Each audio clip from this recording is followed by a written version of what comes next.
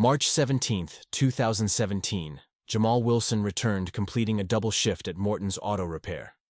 Jamal, a 37-year-old mechanic who had immigrated to the United States from Monrovia, Liberia in 2007, immediately sensed something was wrong. The house was unusually quiet. The dinner his wife Letitia had prepared, chicken casserole, sat untouched on the kitchen table, now cold. Letitia's Toyota Corolla was missing from the driveway. Jamal called his wife's cell phone repeatedly, but each call went straight to voicemail. This was highly unusual for Letitia Wilson, 34, a dedicated fourth-grade teacher at Thurgood Marshall Elementary School. Her purse and phone were not in their usual place on the hallway table. "I thought maybe she went to her sister's house or to get something from the store," Jamal later told authorities. "But when midnight came and she hadn't returned or answered any messages, I knew something was wrong." Letitia would never stay out without calling. She had lesson plans to prepare for the next day. By 8 a.m. on March 18th, after a sleepless night, Jamal drove to the Detroit Police Department's 8th Precinct to report his wife missing. The case was assigned to Detective Manuel Rodriguez, a 15-year veteran of the department. According to the official police report, Rodriguez's initial response was tepid at best. "Adults go missing all the time," Rodriguez told Jamal during their initial interview. "Most come back on their own. Did you have a fight? Maybe she needed space? Have you checked with friends or family?" Jamal insisted this behavior was completely out of character for his wife of 9 years. "She's never done anything like this. She loves her students. She wouldn't just not show up for work." Jamal provided Rodriguez with a recent photograph of Letitia. The investigation gained urgency on March 19th when Letitia failed to report to work for the second consecutive day.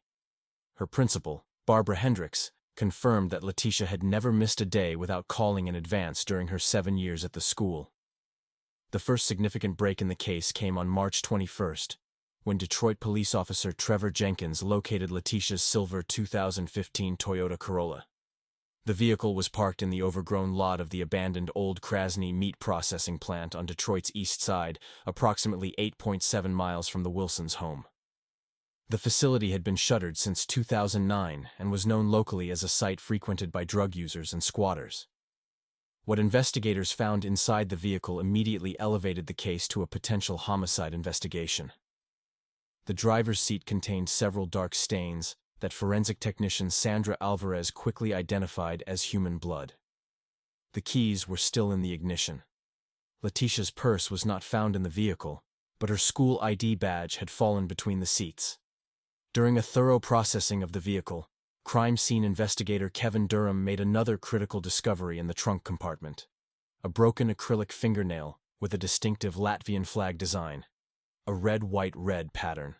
Jamal identified this as matching Letitia's recent manicure, done 3 days before her disappearance at Riga Nail Salon, owned by Latvian immigrant Mara Ozolins. "She was proud of that manicure," Jamal explained to investigators. "She got it to teach her students about different countries. That's the kind of teacher she was." By the evening of March 21, 2017, the Detroit Police Department had officially reclassified Letitia Wilson's disappearance as a suspected homicide, and the search for the missing teacher intensified throughout the Detroit metropolitan area. By March 25, 2017, the investigation into Letitia Wilson's disappearance had stalled significantly. Despite the blood evidence found in her vehicle and the broken acrylic nail, the Detroit Police Department's response remained tepid. Detective Rodriguez had assigned only 2 officers to review potential evidence, and the case was not prioritized. During a follow-up meeting at the precinct, Sergeant Thomas Harding told Jamal, "These missing persons cases often resolve themselves. She might have just needed to get away."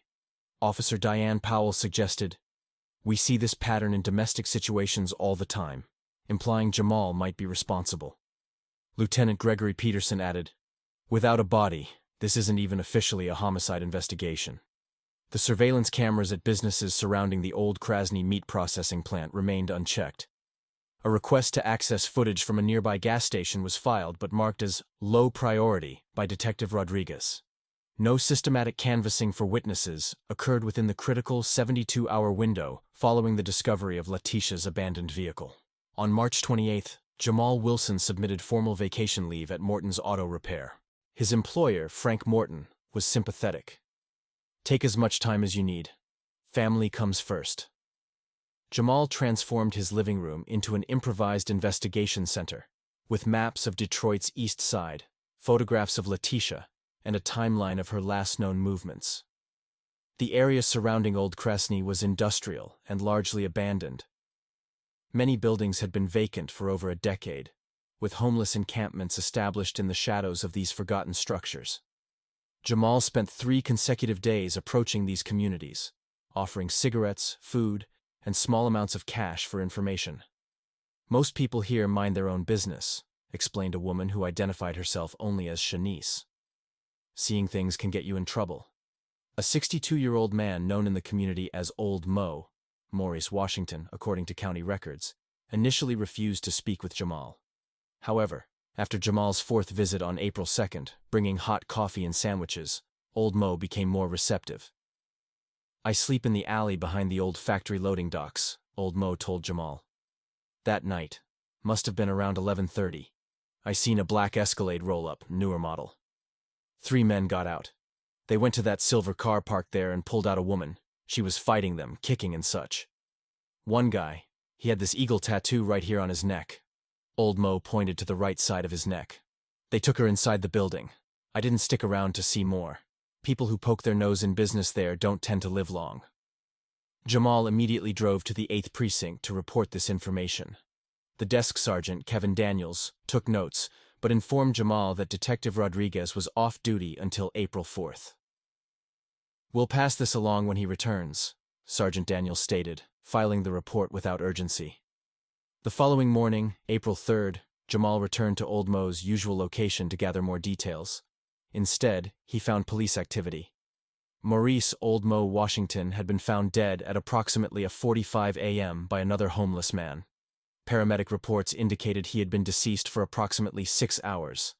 Medical examiner Dr. Patricia Santos conducted an autopsy on April 4th.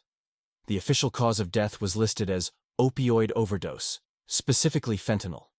The toxicology report showed levels of fentanyl that were 5 times the typically lethal dose. The death was classified as accidental, despite Old Mo being known in the homeless community as someone who avoided prohibited substances after losing his son to an overdose in 2011. When Jamal raised concerns about the timing of Old Mo's death, Officer Brandon Miller responded, "These overdoses happen all the time in this neighborhood. Last month we had 17. Nothing suspicious about it."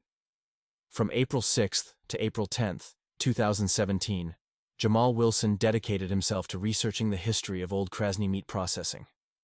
The facility, constructed in 1962, had once employed over 300 workers and processed up to 1,500 cattle weekly.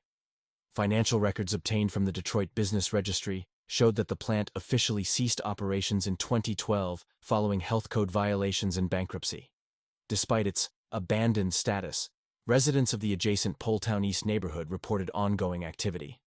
Margaret Johnson, 72, who lived in the area for over 4 decades, told Jamal, "Those trucks still come and go. Always after midnight, always with the headlights off." Similar accounts came from multiple sources, including Edward Simmons, a security guard at the nearby Rivard Plaza warehouse, who noted, "Sometimes you hear machinery running inside. No legitimate business operates only at 3 a.m. On April 12th, Jamal contacted Amber Tate, a 34-year-old investigative journalist known for her exposés on municipal corruption. Tate had previously published a series titled Detroit's Ghost Companies, about businesses that existed on paper, but served as fronts for illegal operations. "The property records for Old Krasny are deliberately convoluted," Tate explained during their meeting at Cafe Eastern Market. "The deed transferred in 2012 to Krasnaya Holdings LLC, registered in the Cayman Islands. But dig deeper, and you'll find it's just one layer of a complex ownership structure." Over the next 3 days, Tate used her journalistic resources to trace the ownership. Property tax payments for Old Krasny came through Midwest Equity Management, a company owned by Thomas Fiore, who served as legal counsel for Vincent Corelli's legitimate businesses. Vincent the Butcher Corelli, 58, controlled numerous operations in Detroit's eastern neighborhoods. His nickname originated from his family's historical ownership of butcher shops, though law enforcement suspected it had taken on a more sinister meaning. Corelli had been investigated for racketeering, extortion, and human trafficking, but witnesses in cases against him had a disturbing pattern of recanting testimony or disappearing. Corelli's organization has evolved, Tate told Jamal, showing him her research files. Traditional mob activities aren't profitable enough anymore.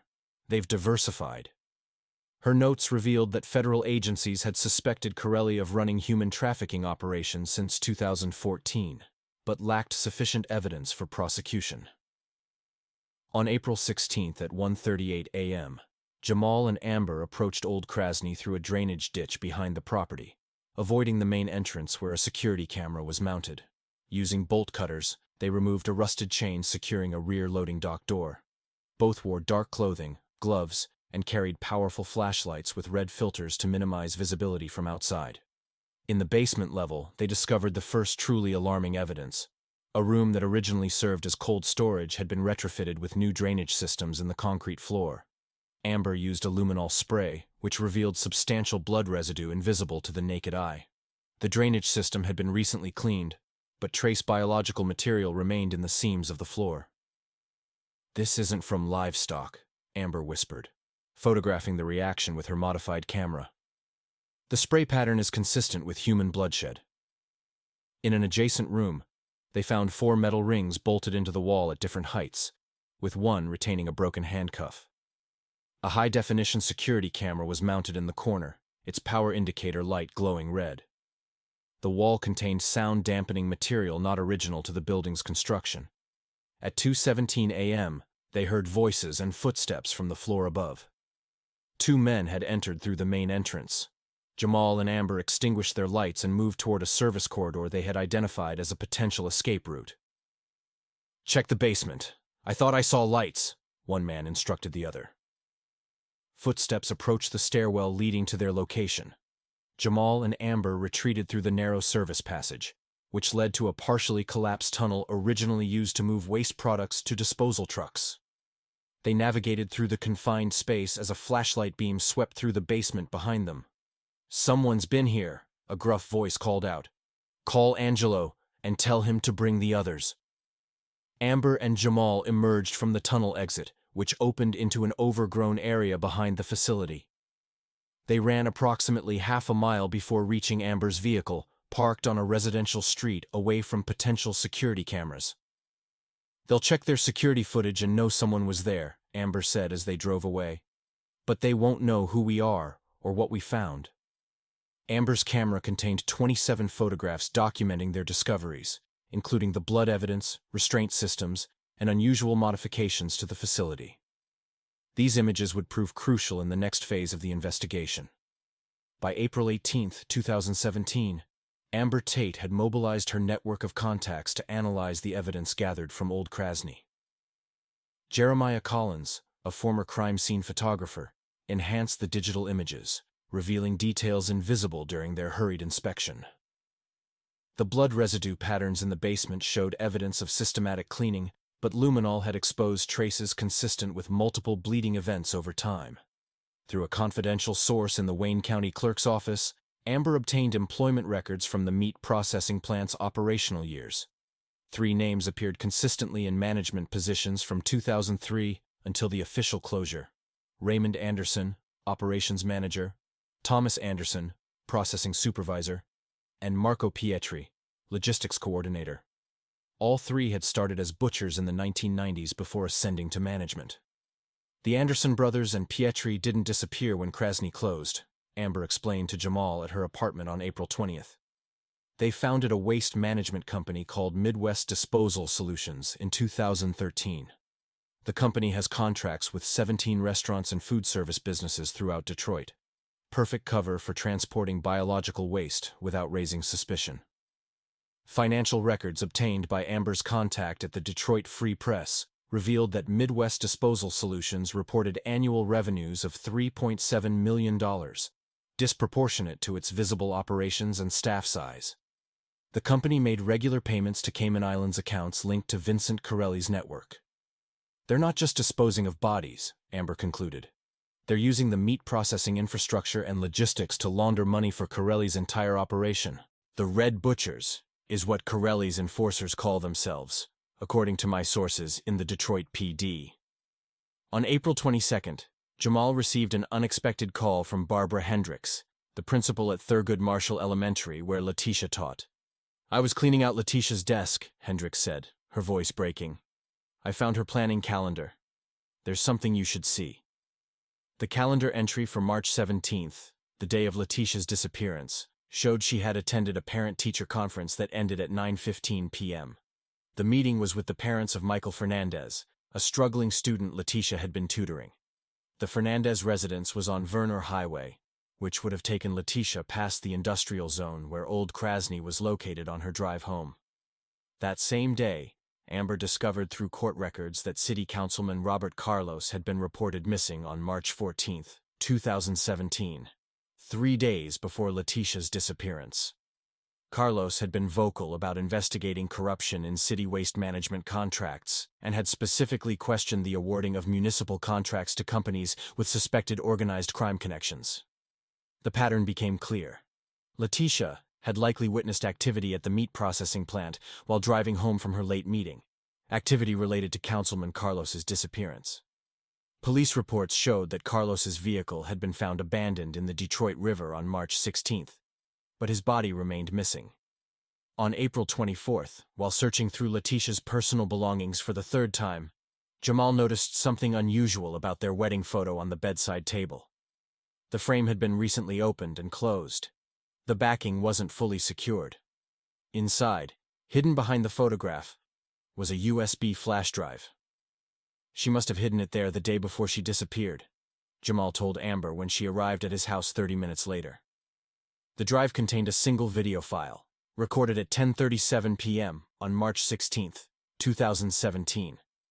The shaky footage, clearly taken from inside Letitia's car with her phone held low to avoid detection, showed the rear loading dock of Old Krasny. 2 men were visible unloading something heavy wrapped in plastic from the trunk of a black Cadillac Escalade. The video zoomed in momentarily, capturing the face of a man with a distinctive eagle tattoo on the right side of his neck as he looked around nervously. "That's Thomas Anderson," Amber confirmed, comparing the image to employee photos from Krasny's records. The second man, shorter and bald, matched photos of Marco Pietri. The video showed them carrying the wrapped object, approximately human-sized, into the building. Letitia's breathing could be heard accelerating as she whispered to herself, "Oh my God." The video ended abruptly as headlights appeared in the distance, apparently causing Letitia to flee the scene. Based on the timestamp, Letitia had witnessed the disposal of Councilman Carlos's body the night before her own disappearance. A text message from Letitia to Jamal, sent at 11:42 p.m. that same night, took on new significance. "Need to talk to you about something important when you get home. Don't mention it on the phone. Love you." Jamal had been working an overnight shift and hadn't seen the message until morning.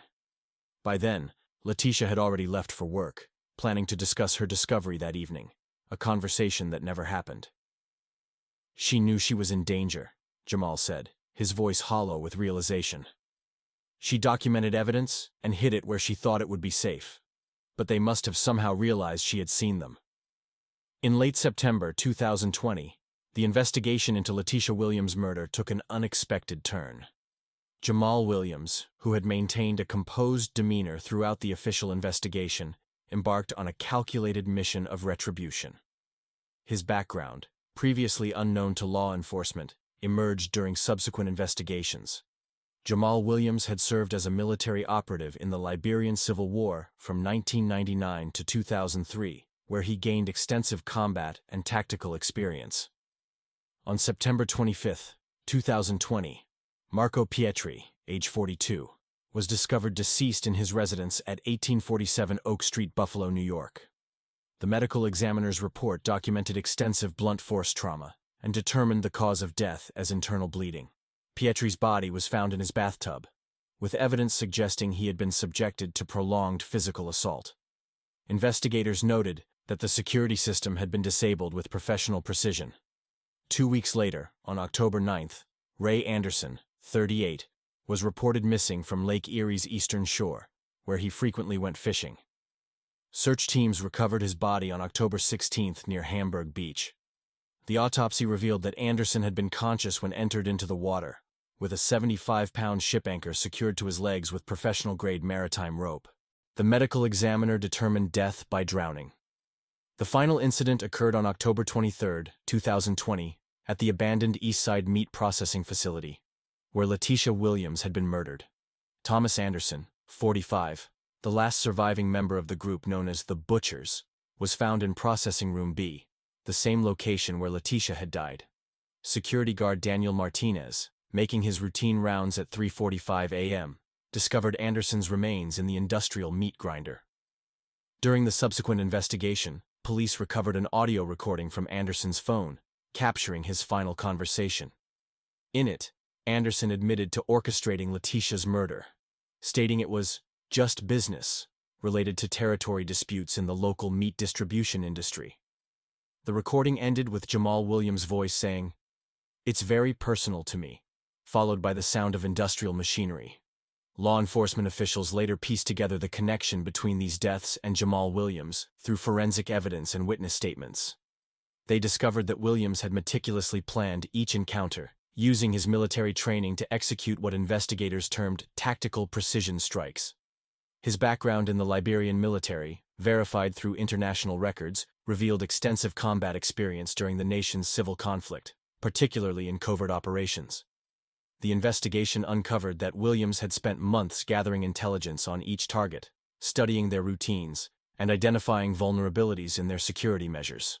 He utilized skills honed during his military service, including surveillance techniques and close-quarters combat training. Jamal Williams disappeared shortly after these events. International law enforcement agencies tracked possible movements to West Africa, but his exact whereabouts remained unknown. The case files, declassified in 2024, revealed that local law enforcement had classified these deaths as related incidents, marking the end of both the Butchers organization and their control over Buffalo's meat distribution industry. On March 15, 2023, the Indianapolis Metropolitan Police Department discovered the bodies of 7 members of the Red Butchers gang at their makeshift headquarters in an abandoned meat processing facility. Among the deceased were the gang's leader Marcus Blade Carruthers, 45, and his top lieutenants. The scene indicated a violent confrontation, with forensic evidence suggesting multiple perpetrators. The subsequent investigation, led by Detective Sarah Holbrook of the Internal Affairs Division, uncovered extensive corruption within local law enforcement. The Red Butchers had maintained a complex network of payoffs involving 3 precinct captains and multiple officers. Financial records obtained from the gang's computer systems revealed monthly payments totaling over $850,000 to various officials between 2020 and 2023. By June 2023, federal prosecutors had filed charges against 15 individuals, including Police Commissioner Robert Whitman, Deputy Mayor Stanley Green, and several high-ranking officers. The investigation also led to the arrest of Judge Martha Blackwood, who had consistently dismissed cases involving the Red Butchers. Indianapolis Star investigative reporter Amber Tate published a comprehensive exposé on July 12, 2023, titled "Blood Money: The Red Butchers' Reign of Terror." The article detailed the murder of social worker Letitia Johnson and the subsequent events that led to the gang's downfall. Tate's reporting, supported by extensive documentation and witness testimonies, forced Mayor William Patterson to resign on July 15, 2023, after evidence emerged of his knowledge of the corruption. On March 20, 2024, exactly 1 year after the Red Butchers incident, Amber Tate received a manila envelope at her office. Inside was a GPS coordinate leading to Kumasi, Ghana, along with a USB drive containing financial records implicating 3 state legislators and several business leaders in the corruption scheme. The drive included offshore account details and meeting transcripts dating back to 2018. Following the coordinates, Tate traveled to Kumasi's Central Market District in April 2024. While documenting the location, she observed a man matching Jamal Williams's description among the market vendors. The individual, who had distinctive scarring on his left forearm similar to Williams's military wounds, made brief eye contact with Tate before disappearing into the crowded marketplace. The final piece of evidence in the envelope was a handwritten note on watermarked paper. "Justice never dies. Letitia would be proud that her death saved many." The disappearance of Jamal Williams remains an open case in FBI records, though the investigation has been classified as inactive since December 2023.